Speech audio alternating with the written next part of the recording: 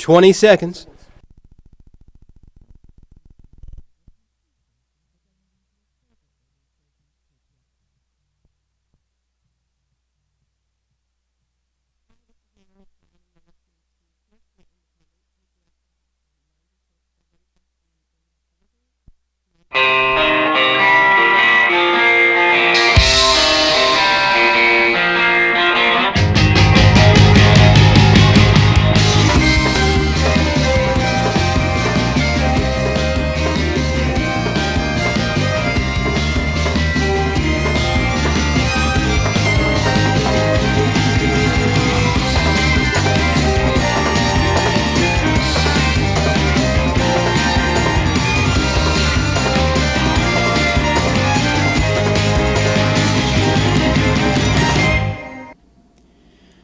From the studios of KPFK Pacifica Radio in Los Angeles, this is Uprising, and I'm Sonali Kolhatkar. It's Friday, October 31st, 2014. India's most prestigious journalist P. Sainath joins us in studio to discuss democracy, the media, and the economy, how India has followed the U.S. corporate model at its peril. And the National Day Laborer Organizing Network draws attention to immigrant detainees through activism and art. We'll be treated to a live performance by my guest, Omar Leon. That's coming up after the news. Joining us to analyze today's headlines is our brand new news analyst, Cristina Mislan. She is an assistant professor of journalism studies at the Missouri School of Journalism. Hi, Cristina. Hello, Sonali. Now, a new United Nations Security Council report leaked to the Guardian newspaper contends that 15,000 foreign fighters have traveled to the Iraq-Syria region to join Islamic State rebels and their related groups. People from about 80 countries, which the report does not name, have joined the jihad being waged by ISIS, confirming U.S. intelligence estimates and underscoring the weakened state of its parent organization, Al-Qaeda. Quoting the report, The Guardian says ISIS and its related groups are less interested in assaults outside their frontiers. Truly cross-border attacks or attacks against international targets remain a minority. Now, Cristina, two things struck me about this piece of news: that while the U.S. may be right about ISIS attracting fighters from around the globe, it may be wrong about ISIS wanting mostly to attack Western countries. What do you think? I definitely agree. I think on the one hand, what we're seeing with the drove of fighters going to Iraq and Syria is the consequences, right, of U.S. foreign policy, particularly its military occupations. But I also think we can make a connection between the U.S. occupations in the Middle East and really this preoccupation that the West has about everyone else, particularly ISIS and Al-Qaeda and other organizations and other Middle Eastern countries, always wanting to attack the West. And so there's this paranoia in many ways, and we can connect this to issues of national security as well. But there is this paranoia that the West is always going to be attacked because there's this prevailing opinion, for whatever reason, that people hate the U.S. or they hate America and they envy it. And I think really what that does, actually, in fact, it doesn't allow us to see the complexities of the political actions of people around the world, especially since the 9/11 and its aftermath. And so we really have to understand more about the historical context of the global military, economic, and cultural empire that the U.S. continues to grow to further understand the kind of emergence of fighters wanting to go to the U.S. I mean, not to the U.S., to Iraq and Syria to fight with ISIS. And in a follow-up to a story we reported yesterday, protests in the West African nation of Burkina Faso have gained momentum, leading to a stepping down of President Blaise Compaoré. The popular action was sparked by the longtime president wanting to change Burkina Faso's constitution so that he could remain in power for longer. Mass protests have thwarted that ambition as the parliament was set ablaze yesterday before lawmakers could vote on the proposed bill. The bill has now been withdrawn and President Compaoré has reportedly fled the capital. According to Al Jazeera, quote, "It was unclear on Friday who was in charge of the country, and news agencies reported that the Speaker of Parliament was in power." Now, Cristina, is Burkina Faso seeing a sort of Arab Spring moment in your opinion? Well, I have to be honest and say I'm always hesitant to call anything an Arab Spring moment. We should remember that the concept of Arab Spring itself is really a Western invention. And so in the West, it's easy to celebrate or simplify any kind of revolutionary action or protest and movements through a Western lens that emphasizes these democratic concerns, right? We're seeing this with much of the conversation about the Hong Kong protests, for instance. But like in much of the countries that experience this so-called Arab Spring, it's important to see the country's evolution and its transition in the longer term. We're now calling a lot of these nation states that did have or that are part of this Arab Spring, we're calling them failures for not bringing to these countries what the West would like to see. So it's important to remember that political transitions take decades. And it's also important to understand that these Western hopes of Western democracy really impede our ability to see the complexities of the various movements that we're seeing around the world, and that includes Burkina Faso. And finally, here in the United States, Louisiana is the site of the latest election-related controversy. Democratic Senator Mary Landrieu, who is running for re-election, made the mistake of spelling out the South's historical and contemporary racism and sexism. She said in an NBC interview yesterday, just days before the election, quote, "The South has not always been the friendliest place for African Americans. It's been a difficult time for the president to present himself in a very positive light as a leader." Landrieu continued, quote, "It's not always been a good place for women to present ourselves." The comments have sparked loud and angry denunciations from Republicans who are demanding that she apologize to Louisianans. So, Cristina, does Landrieu have to apologize for anything, in your opinion? First, of course, Landrieu does not have anything to apologize for. I always find it interesting when politicians and others will charge critics of race baiting. How is it race baiting, I ask, when a state like Louisiana, also like much of the South, continues to struggle with, for instance, racial equality generally, but more specifically also repressive policies that curtail reproductive rights, repressive voting policies, mass incarceration, police corruption and brutality, often targeted toward Black communities. In many ways, the country saw this during Katrina and its aftermath. And the fact that some communities, poor and brown and Black, are still rebuilding while tourist sites and wealthier communities are doing much better almost 10 years later is reflective of the state's long history.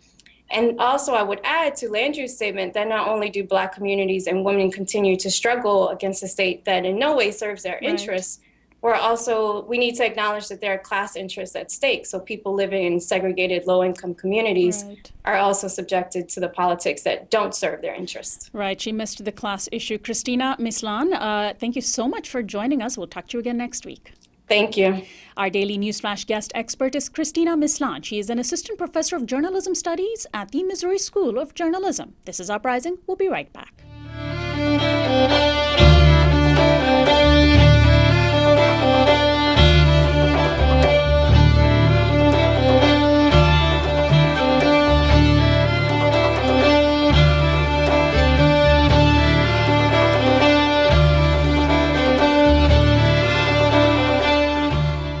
This is Uprising. I'm Sonali. The latest Indian general election held earlier this year over the course of 5 weeks yielded a win for the Hindu nationalist Bharatiya Janata Party, or BJP. It catapulted the once controversial leader Narendra Modi into the role of Prime Minister of the world's largest democracy. Modi was Chief Minister of the state of Gujarat in 2002 when thousands of Muslim residents were massacred in reprisal killings under his watch. But now Prime Minister Modi, who had been denied a U.S. visa some years ago, was welcomed like a superstar in his first stateside visit. Americans of Indian origin thronged to see him in Madison Square Garden, embracing his promises for a better future for all Indians. In India, too, Mr. Modi has received adulation from the press and many sectors of society. Not everyone is drinking the Kool-Aid, however. My guest, Palagumi Sainath, or simply P. Sainath as he is known, is one of the most important Indian journalists alive today. He was just awarded the World Media Summit Award this month for his reporting on poverty and rural Indian communities, one of many accolades that the prestigious including the prestigious Ramon Magsaysay Award. For years, Mr. Sainath wrote for The Hindu, one of India's leading English-language daily newspapers. His book is entitled Everybody everybody loves a good drought, stories from India's poorest districts. His reporting has focused on the epidemic of farmer suicides in India, as well as the so-called pay-to-print scandal of corruption in corporate-owned Indian media. He recently started the People's Archive of Rural India and was in Los Angeles last week on a rare visit when I interviewed him for this program. Now, on a personal note, meeting Mr. Sainath was a momentous occasion for me, as he knew very well my own grandfather, S.Y. Kolhatkar, a prominent activist in India's independence movement, who was once the head of a major journalists' trade union. Sainath would have been an extraordinarily young man when he knew my grandfather, a testament to the lifelong career that he has had. Here is our conversation. Welcome to Uprising, Mr. P. Sainath. Thank you. Glad to be here. So let's first talk about the sort of American impression of India. We don't hear that much about the poor in India. We don't hear much about India's rural areas. And what we get from the media in the United States is, Mumbai's nouveau riche or Delhi's political elite What or you the get call in the centers. United States is Tom Friedman. Right, there you go. And so, and people have been very impressed by India's sort of economic miracle. But how do you put into context for an American audience what India is really like for those who are at the bottom? I think India is further down the road that we started out on about 22 years ago with the new economic policies and this, what we are, pleased to call the reforms. The fact is that inequality has grown faster than any other thing in Indian society. It's not software or IT. The fastest growing sector in India is inequality. Yesterday's Forbes Asia had a cover that the 100 richest Indians are all dollar billionaires. And that's an increase in their asset worth of by 1/3 in the past 11 months. Cumulatively, together, these 100 individuals are worth $346 billion. That's about 10 to 12%, something like that, of the GDP in a population of 1.25 billion. So yes, at one end of the spectrum, you have this fantastic success. I would not call it achievement. You have this fantastic success in the elite, people richer than Indians have ever been. That's one side of the story. And the same nation that now ranks 4th or 5th in the world of dollar billionaires ranks 135th in the United Nations Human Development Index, with almost every country of Latin America ahead of us, with a couple of African countries ahead of us. And so how do you reconcile this? 4th or 5th in dollar billionaires, 135th in the Human Development Index, way down in the 50s in the Global Hunger Index. So that inequality, yeah. So a few people have done, a particular percentage of the population has done brilliantly for itself. We also hear a lot about India's booming middle class. How booming is India's middle class? I would say, first of all, that there is no Indian middle class. There are Indian middle classes in plural. Mm-hmm. The chauffeur of our university vice chancellor, that chauffeur or driver is middle class. He could be earning 25,000-30,000 rupees a month, maybe even slightly more if he's had 25-30 years of service in a central university. The vice chancellor he drives around also considers himself middle class. Their lives are very different. Their worlds are very different. So you have the middle class in India. Many people in the West make the mistake of conflating the middle class or thinking that it's like the middle class in the West, especially in the United States. The middle class in India is not such a homogeneous entity. It's far more stratified. It's got far more divisions and strata within it. Lower middle class, upper middle class. So I would always use that in plural. Otherwise, you're homogenizing what isn't homogeneous. Within India's urban centers, the major cities, we also have this shocking stratification. And correct me if I'm wrong, a lot of the poorest residents of urban centers are migrants from rural areas who come looking for a better life. A similar story to what we see in many other countries. But that's been the story in India's urban centers for many decades now, No. has it? No? No. It's been the story, but the scale is entirely different. In the last 10 years, the census of 2011 shows us that the preceding 10 years to that census, we had the highest mass migrations in our history. For the first time in independent India's history, the urban areas have added more human beings than the rural areas. That's never happened. Wow. In rural, even in the 2001 census, when the trends were already on, rural India added 113 million people in the preceding decade. That is 91 to 2001. Urban India added 68 million, 45 million less. In the 2011 census, urban India added 91 million to rural India's 90 million. That's a turnaround of 46 million. In 10 years, it's astonishing. And what do you attribute that to? Well, one is the collapse of agriculture in the countryside, the destruction and loss of millions and millions of livelihoods, the fact that agriculture is at the level of the small and marginal cultivator become extremely unviable, has been made unviable by policy, and therefore a lot of traditional occupations, livelihoods associated with the countryside, not just agriculture, have crumbled. And people are moving in millions to cities and towns in search of jobs that are not there. And that model, how much of it is influenced by, for example, the American corporate model of agriculture? It is entirely influenced by that. In fact, the US is the model. You know, you can look at whatever happens in the United States, say in agriculture, it will happen in India a few years later. 2014 is the year of the family farm, the International Year of the Family Farm. Nowhere are family farms dying faster than in the United States. Between 1987 and 92, this country saw a loss of 32,500 family farms a year on average, which means something like 250,000 in those 7 years. And we are pretty much on the same, locked into the same thing, except that for us, almost every farm is a family farm. You can also see much higher levels in rural poverty in the United States. Your population in the countryside is not more than 23%.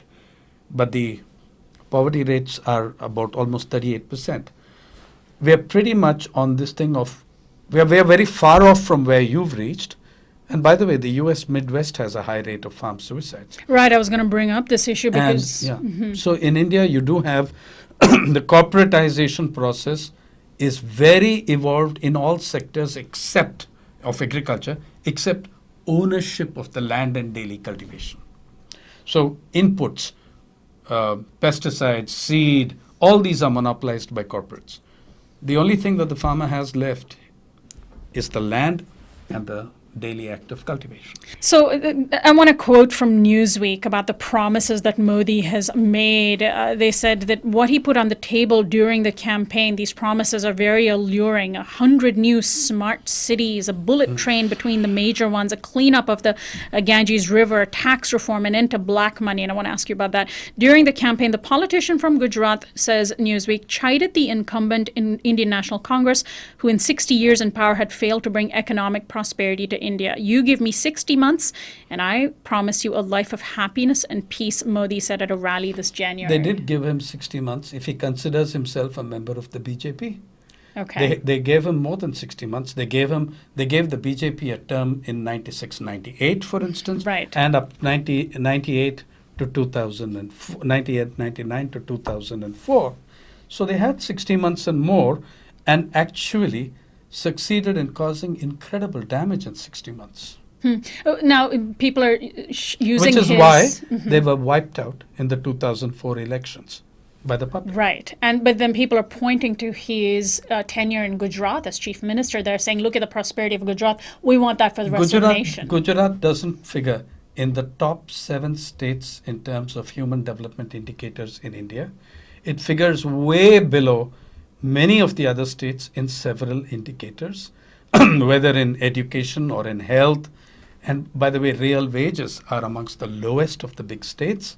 So that's all nonsense. I mean, right, the media, both, and not just the Indian media and the Western media, have participated in this building of a personality cult. At this moment, the Indian media are giving psychophancy a bad name. So, in terms of the BJP's coming into power, we're seeing this, we're seeing it, or we're being told that this represents a big change for India.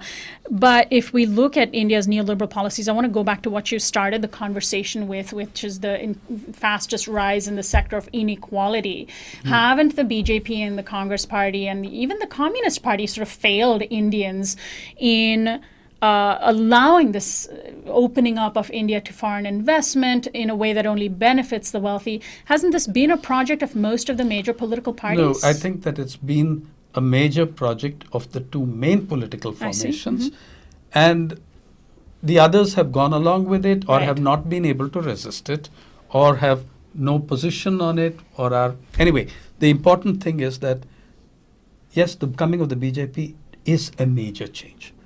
The social agenda of the Bharatiya Janata Party and the NDA is very different from that of the rest of the political spectrum. The moment they're in power, they're getting into textbooks, putting in absolutely obscurantist and bizarre nonsense on the agenda for education. So that is they have a clear social agenda. They're extremely clear about it. They're extremely focused on that. And that makes their social agenda makes it very different. So let's spell it out. I mean, is this essentially the rise of Hindu fundamentalism, or the return of the rise of Hindu fundamentalism? I think it's the return of the rise of Hindu fundamentalism. The important thing is that it is now in power. Yeah. However, if you look at it in terms of economic policy, even in economic policy, there will be a major fallout. As far as I understand, this government is determined to gut the Mahatma Gandhi National Rural Employment Guarantee Program, MNREGA as it's called. This is one of the social programs you were referring to earlier. This was an economic program. It's the largest employment program on planet Earth. Wow. So tens of millions of work days are utilized by the rural poor. Now, this has led to a lot of heartburn amongst very large landowners and industry because it raises the floor level wage. So they're going to try and curb that. The first thing they started doing on coming to power was talking about labor reforms. Mr. Modi has said on record that the most important thing for India, the most important thing, is improving ease of business, and therefore labor reforms are important. Now, this is such a piece of hypocrisy and cruelty because, firstly, 93% of Indian workers, laborers, are in the unorganized sector where they have no rights whatsoever. Right. So what we're really talking about is cracking down the few rights that the remaining 7% have. Now, this sounds very familiar to us here in the United States. Pretty much like the United States. And so you have, by the way, half the intelligentsia backing this. You have learned professors of universities saying, yeah, labor reform is a very important thing. Please tell me what you're going to reform in 93% that has no rights. 50 years ago, labor reform in India and in most of the world meant improving working conditions, looking after the health of the worker, reducing hazards at the workplace, giving women equal pay for equal work. This was the understanding of labor reform. Now it's simply the unfettered, untrammeled right of the corporations to hire and fire without the constraints of a minimum wage or anything like that. So even if that's a single program that they're taking aim at such a large program that largest employment program in the world. So the BJP's agenda is greater than simply social. I mean, it really is Yeah, it's a continuation but of worsening of the neoliberal policies. However, the Congress government had itself begun to gut that program. I see. In Yeah. fact, for 2 or 3 years, Mr. Chidambaram did not raise the allocation for employment for that program by 1 cent. And with inflation running at 6 to 8%, it meant that you were effectively cutting funding for the program. So the Congress, in fact, won its huge victory in 2009 on the back of programs like this, on this kind of welfareist program. Then they spent the next 5 years implementing their corporate agenda, undermining themselves, and a corporate agenda which did and which will, once again, give rise to unbelievable, unparalleled levels of corruption in the Indian economy. One of the things that Modi promised is an end to black money, speaking of corruption. So Americans probably don't know much about what black money is and why it's such a big problem. Can you lay it out for our listeners? It's basically what you might call in America the parallel economy, okay, which is the economy that is not official. It's like Untaxed? The Indian elite don't pay taxes. Okay, and they get about, in the last budget, for instance, in the 2014-15 budget, if you look for the year 2013-14, the Indian state, in just the central budget, has given them about $100 billion worth of tax breaks. Wow. In just 3 heads, that is corporate direct income tax, customs duties, and excise duties. Now let's look at what these customs duties involve. One of the largest exemptions for duty in customs is gold, diamonds, and jewelry. Now that's hardly ordinary people or poor people, right? So we run, I think, along with the United States is the only rival in terms of running the most extensive welfare state for the wealthy. And Modi's promise to end black money, do you believe it? Oh, good luck to him. Yeah. Oh, But I very- mean, does he and don't wealthy politicians also benefit from it? Well, why would they undermine it? If you look at it, yes, why would they undermine it is a very good question. Secondly, if you look at that, I mentioned Forbes' capture of the 100 richest Indians. The greatest jump in the rankings, is by companies or individuals very close to Mr. Modi, like the Adanis, who has jumped, Mr. Adani has jumped 12 places in the billionaire rankings in India, according to Forbes. So I'd like to see that. I mean, I'd love to see it happen. On that front, if his aim is to fight black money, it can be done. And you have the tools for it. I would wish him every success in that battle, except that I don't think his understanding is going to lead to anything like the elimination of the parallel or the black money. Let's end our discussion talking about the state of Indian media, which we referred to earlier. I catch glimpses every now and then when my parents watch Indian TV, and it's quite different from the way it used to be 10 years ago. And so much of the TV news today seems like an even more frenetic and hysterical version of CNN, these constantly moving in-your-face graphics and the relentless, and breathless conversations, the crosstalk, a lot of mindless debates. Just on the surface, Indian media has become a lot more like the American corporate media, but seems to have even surpassed that. It always happens that in the periphery, things are much more ugly than they are in the metro. Okay. Yes, the model is, again, pretty much the US model. And the first thing you have to understand that in your face and people shouting at each other in the panels, it's a revenue model. Talk TV is a revenue model. Okay. Now you have a gigantic natural disaster, not entirely natural, but pretty much man-made, in the Himalayas, in the Uttarakhand, where that floods come and sweep away. God knows how many thousands of people have, lost everything, and how many have died. We don't know. It costs something to send a television crew there, keep them on the ground for weeks. How much better to send them in for a couple of hours and show the same damn footage 600 times a week for the next 6 months and have 5 people on a panel yell at each other about who's responsible. It costs nothing. Talk TV is a calculated revenue model. The second thing is that the corporatization of the Indian media, you're right, in the last 10 years, things have changed. The level of corporate concentration of ownership is exponentially greater than it was 10 years ago. The biggest owner of media in the country, in my assessment today, is the third richest man on planet Earth, Mukesh Ambani. Okay? He owns more media than he knows. And there are 20 big groups. There are maybe 15, 20 big media groups, out of which now 3 matter. Just 3 matter in terms, their financial clout would be greater than that of the other 15. And one of the 3 is dear old Rupert. Rupert Murdoch. Yeah, who is in the television field mainly, with the star bouquet.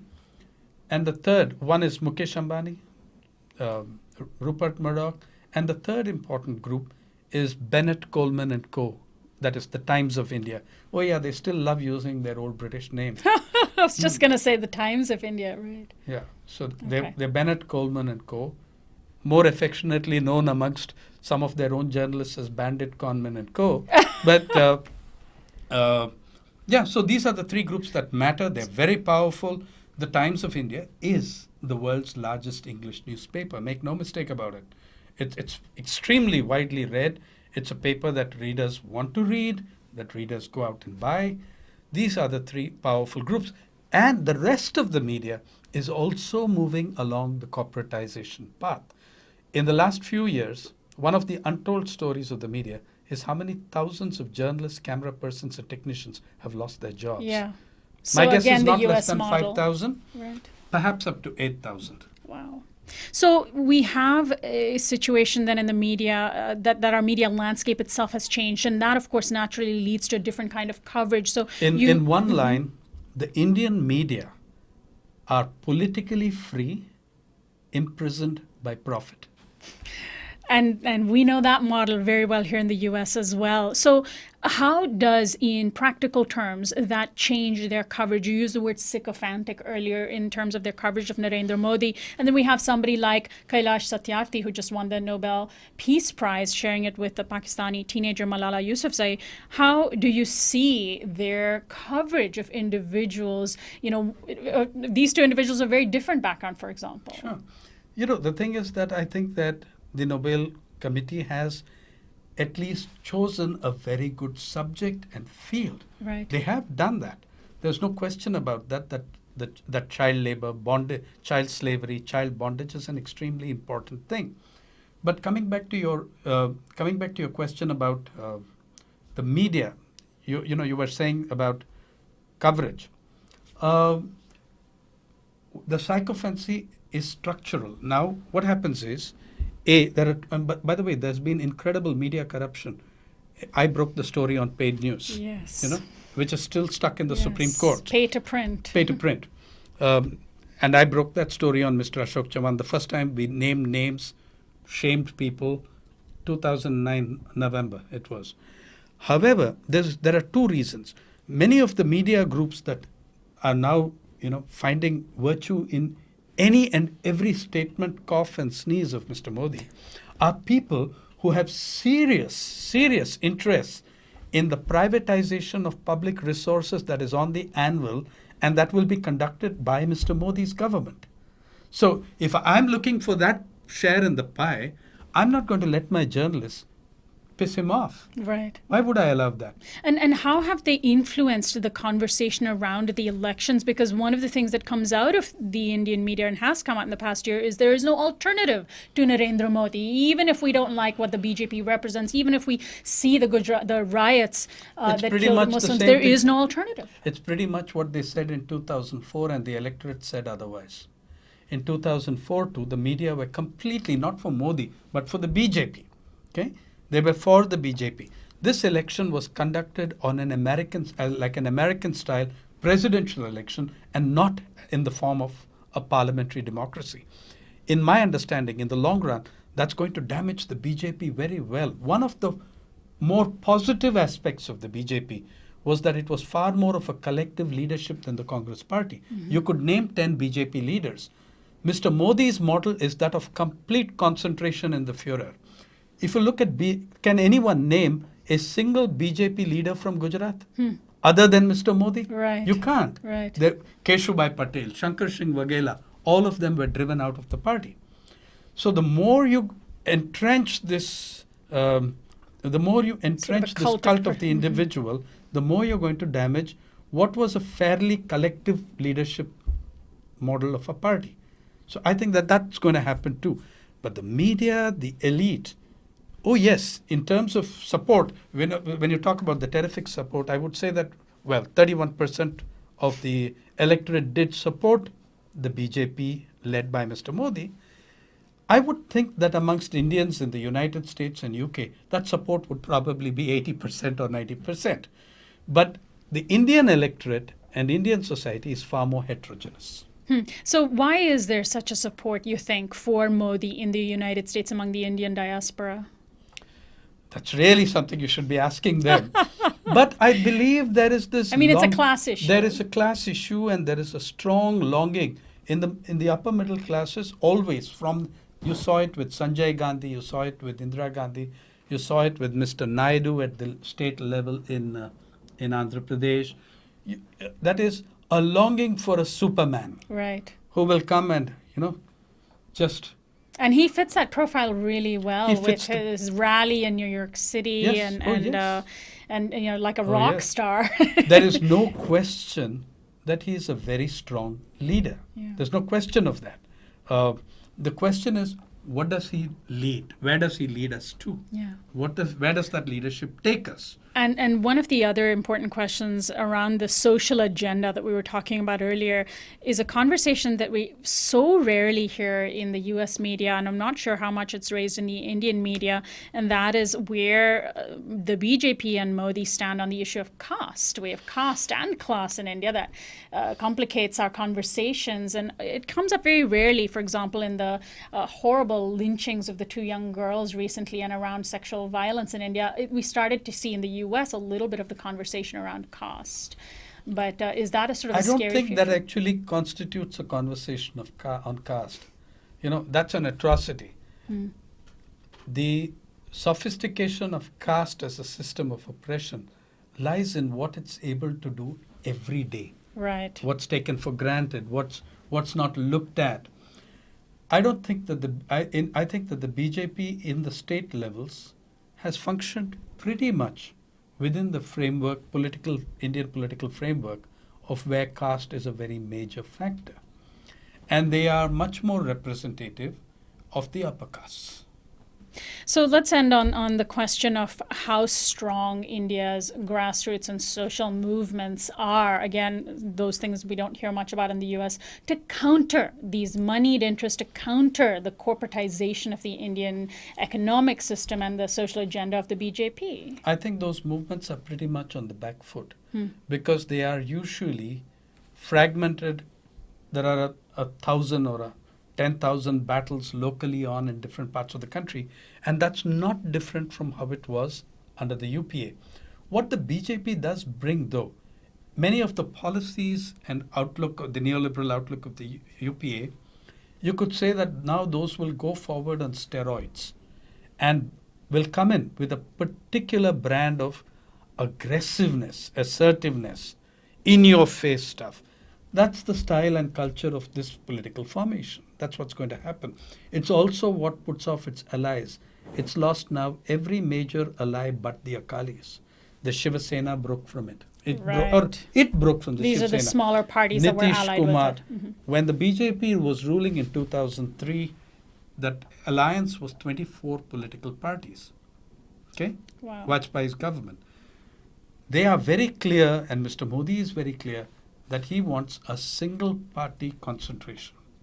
And that's what they're going to move towards. So they're going to all the time undermine their allies.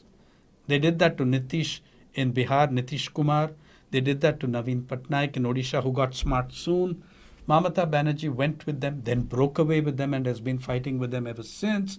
In the south also, they've had such alliances that have broken.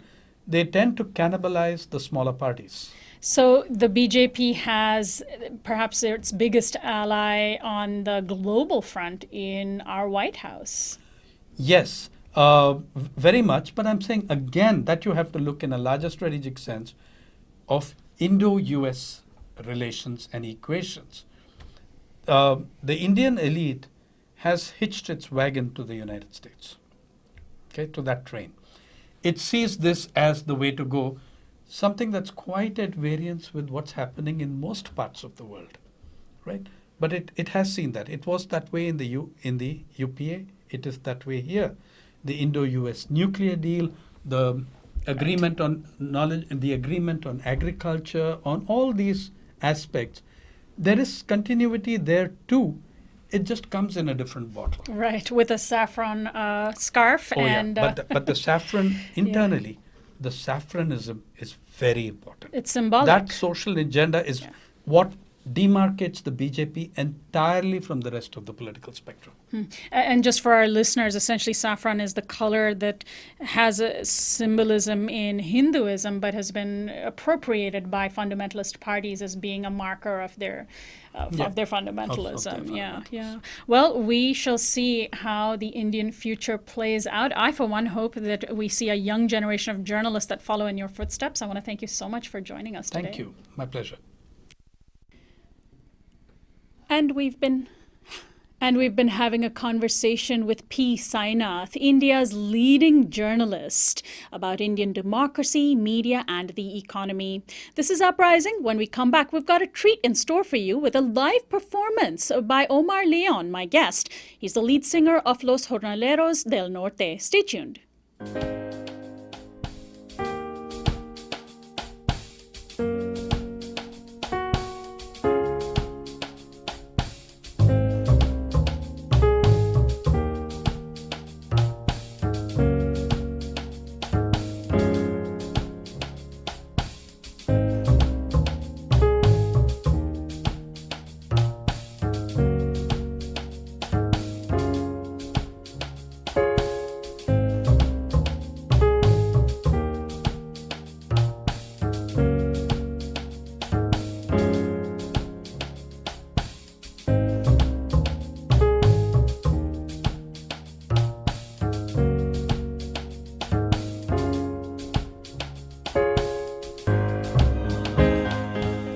This is Uprising. I'm Sonali Kolhatkar. The Metropolitan Detention Center in downtown Los Angeles is just a few miles from where this program is produced. It's a federal holding facility for undocumented immigrants who've been picked up by authorities and are awaiting trial or deportation. Under President Obama, hundreds of thousands of immigrants have been deported each year. The issue has been stymied by a combination of Republican xenophobia and Democratic foot-dragging. But meanwhile, real people languish behind bars. Now, the National Day Laborer Organizing Network, or NDLON, one of the leading immigrant rights groups in the country, is drawing attention to the largely invisible trauma of family separation and imprisonment. Each Monday this month, and perhaps indefinitely, the organization has put together concerts to serenade immigrant detainees locked up at Metropolitan Detention Center. Gathering at 12 noon on the corner of Alameda and Aliso, the day laborer band Los Jornaleros Del Norte, joined by Chilean rapper Ana Tijoux, hold free concerts as part of a series that they're calling Chant Down the Walls. A blog post in the New York Times said it best, quote, "In protest advocacy, there are times for marches and speeches, but sometimes you just have to sing." Well, joining me today in studio is Omar Leon. He is the Workforce Development Coordinator for NDLON and the lead singer of Los Jornaleros del Norte. Welcome to Uprising, Omar. Good morning. Thank you for having me here. Thanks so much for joining us. Well, begin by telling our listeners what the situation is for immigrant detainees in Metropolitan. Do we know how many people are locked up, either just in this facility in Los Angeles or even nationwide, and how long they might be locked up for?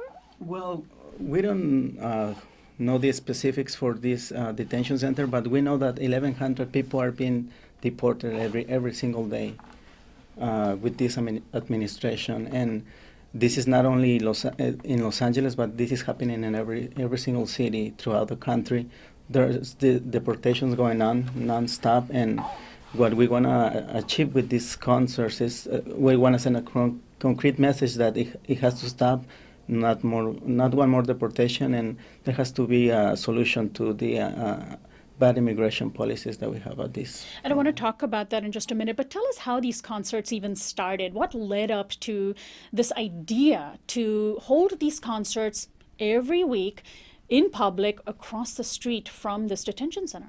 If I'm not mistaken, I think the idea came after marching on May 1st. We drove by the detention center, and we noticed that there were people pushing their faces against the window to be able to see the march.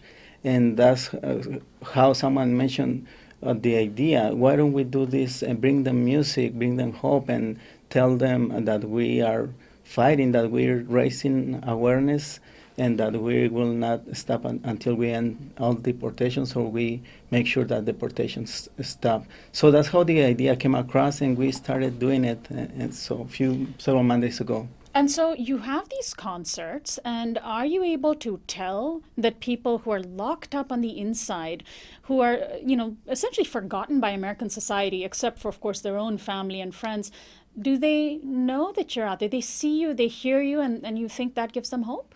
I think we are certain that it gives them hope, because what we noticed since the first concert, that they were pushing their faces against the window, knocking on the windows, and they also wrote messages on toilet paper. Wow. Thank you, drawings, the shape of a heart. Some of them wrote their case numbers, and one of the messages says justice. So we're certain that we don't know how many of them are able to see us, but we know you can see from all the way on the bottom, you can see them pushes themselves against the window. And they're very narrow windows. I want to bring up something that just took place yesterday.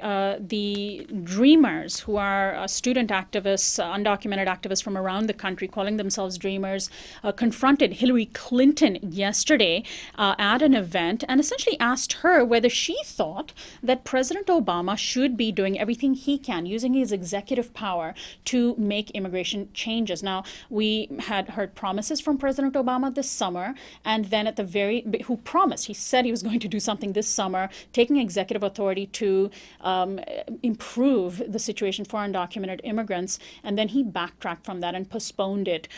What is the situation like for day laborers? And from a day laborer perspective, what should President Obama do? Can he take executive action to make things easier? Yes, he can take action to.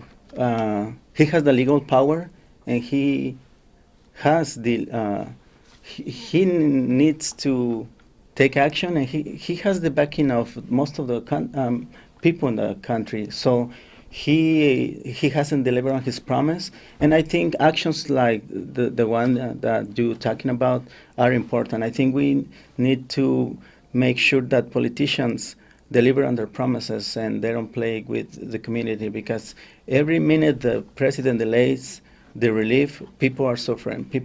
Families are being broken apart because of the lack of activity that this administration is not taking. So he should take action soon and make sure any decision that he makes has an impact in the vast majority of immigrants.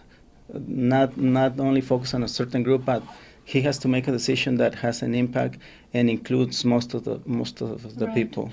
Does the activism need to get more confrontational? I believe so. I think there have been more and more actions that are more direct, and I think politicians are noticing that, because it's not only marches now. People are doing direct actions, civil disobedience at their offices, and taking other measures, strategic measures, to make sure that the message gets out there that this is going on in our country, and this is going on in our communities, and it's affecting a lot of hardworking men and women. So let's talk about these concerts that, in addition to the confrontational activism, there's also the artistic activism. What have the concerts been like so far this month? It's great to see a lot of people in the community coming together, students, mothers, fathers, people within our network from different community organizations, but also people that were not familiar with the immigration issue. They were dragged by the music and learned about our struggle. So we're having another one this coming Monday, November 3rd, and we're going to have a famous band, Los Cadetes de Linares, which is a very, very famous band that plays regional music from Mexico, but also it's well known in countries such as El Salvador, Honduras, and Guatemala. So we're so happy to have them on Monday, and I think people are going to enjoy the music. So we're going to invite your audience that lives in Los Angeles to join us on Monday on Alameda and Allison. We're starting at 5 p.m. as usual. At 5 p.m. And so you are the lead singer of Los Jornaleros del Norte, and I'm wondering if you can share one of your songs with our listeners that we've been promising them today. Sure, let's do one.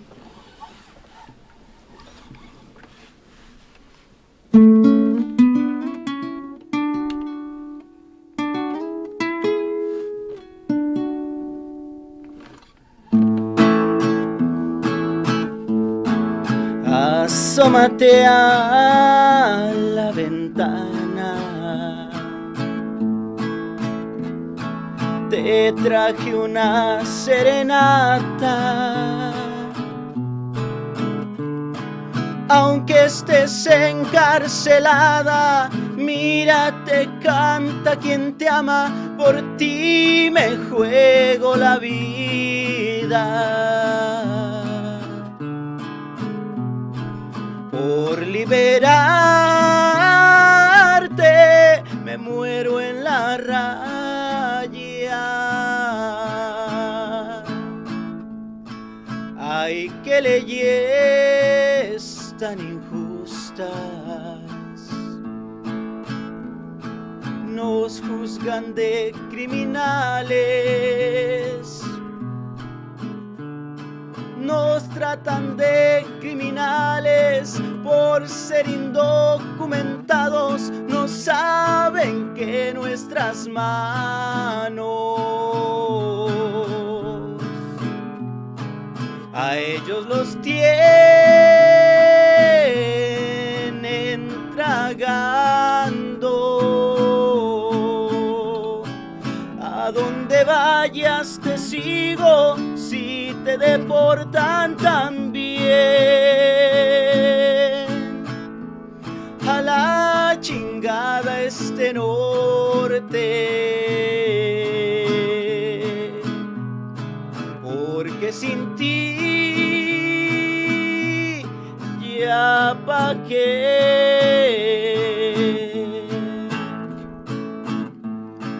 Mis hijos desconsolados me preguntan por su madre y yo no puedo mentirles, la situación es muy grave. Usted, señor presidente,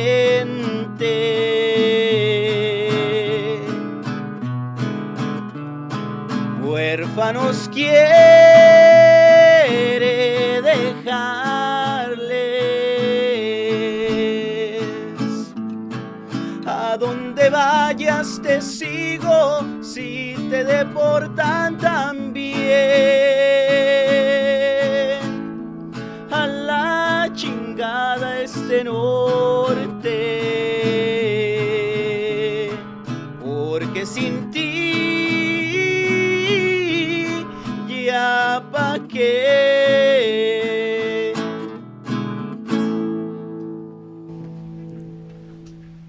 Omar Leon, who is the lead singer of Los Jornaleros del Norte, the day laborer band, and he is also with National Day Labor Organizing Network.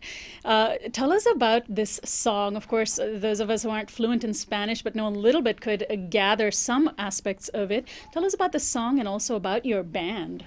I wrote this song a couple of weeks ago, and it's based on what's happening outside the detention center. I was walking one morning, close to 12, close to afternoon, and there was this lady across Alameda Street on the sidewalk, and she was waving, and so I kind of noticed. And at first, I didn't want to ask her what was going on, and told her, "Oh, are you waving at someone in there?" She said, "Oh yeah, my husband is in there.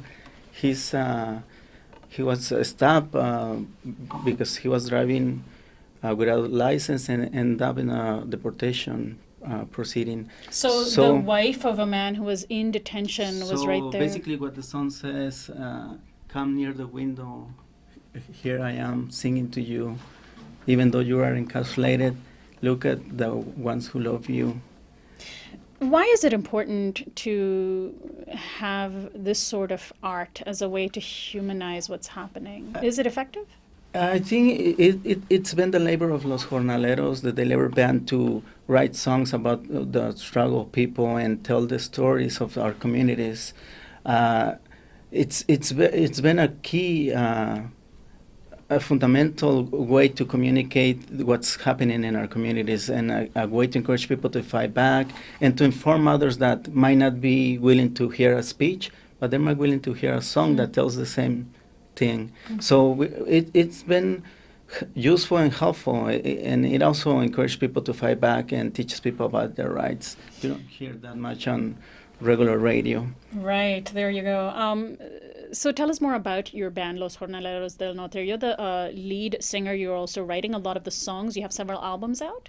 Yes, we have several albums out there, and you can find us on Facebook and find the albums on altoarizona.com, and on YouTube you can download also most of our music for free. altoarizona.com. Yes, and I think Los Jornaleros have taken into the task of creating music that educates and about the immigrant struggle, but also encourages people to fight back. I think it wasn't initially part of the culture of day laborers to fight back. They will say, "Oh, I'll say whatever you say." They will take anything. Because of the vulnerability, so, yeah. Through our music, we're educating people about their immigrant rights, their worker rights, and encourage them to fight back. So we will write songs that talk about the car washer, the household worker, songs that talk about preventing wage thefts, songs that talk about deportations. So every single issue that relates to our community. And also songs that are serenading loved ones that are essentially locked up. I certainly was moved by that, and I want to thank you so much, Omar, for joining us today. So again, every Monday, indefinitely, here on out, for those living in Los Angeles, they can find you at 5 p.m. on Mondays. Yes. On the corner of Alameda and Aliso. And then is there a website for our national audience? Yes, they can find the event and Chant Down the Walls on Facebook. And also find more information on ndlon.org. That's ndlon.org. Omar, thanks so much. Thank you. My guest is Omar Leon, who is the lead singer of Los Jornaleros del Norte. This is Uprising, and Bipasha Shom is our producer and program director. Camilo Ramirez and Christian Beck are our interns. Brett Collins and Alexander Hobbs are our technical directors. Teddy Robinson and Jonathan Alexander are our audio engineers. Our theme music is by Quetzal. Find us online at uprisingwithsonali.com. We're also on Facebook and Twitter, as well as on YouTube under the handle Uprising Radio. I'm Sonali Kolhatkar, host and executive producer of Uprising. Have a wonderful weekend. I'll see you on Monday.